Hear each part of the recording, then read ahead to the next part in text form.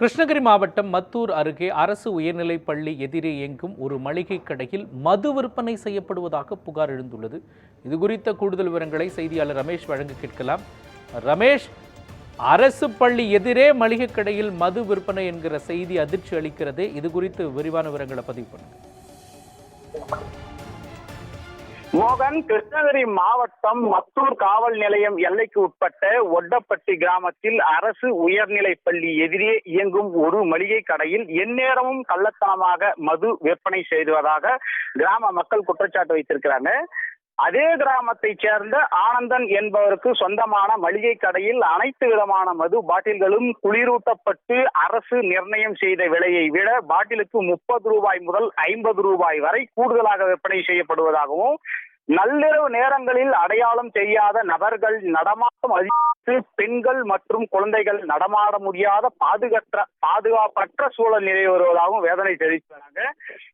போதை இல்லாத மாநிலமாக மாற்ற தமிழக அரசு பல்வேறு பகுதிகளில் விழிப்புணர்வு ஏற்படுத்தி வரும் சூழலில் அரசு உயர்நிலைப் பள்ளி எதிரே அமைந்துள்ள இந்த சட்டவிரோத மது விற்பனை குறித்து மத்தூர் காவல்துறையினர் நடவடிக்கை எடுக்காமல் அலட்சியம் காட்டுவதாக பொதுமக்கள் தெரிவித்து வராங்க.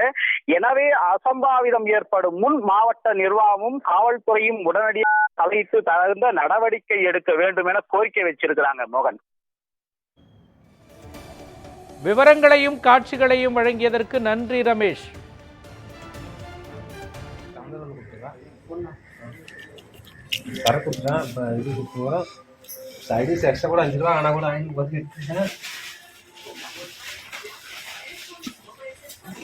உப்பு பிஸ்கட் ரொம்ப பிடிக்காது,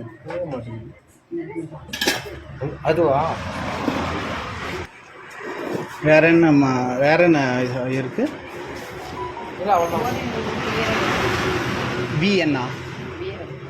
வீரனா? அது சும்மா நான் கூட குடிக்க மாட்டேங்க. நீங்க அம்மது ப்ரோ. வீர எனக்கு தாங்க இல்லைன்னா அது மாட்டாங்க. அவரு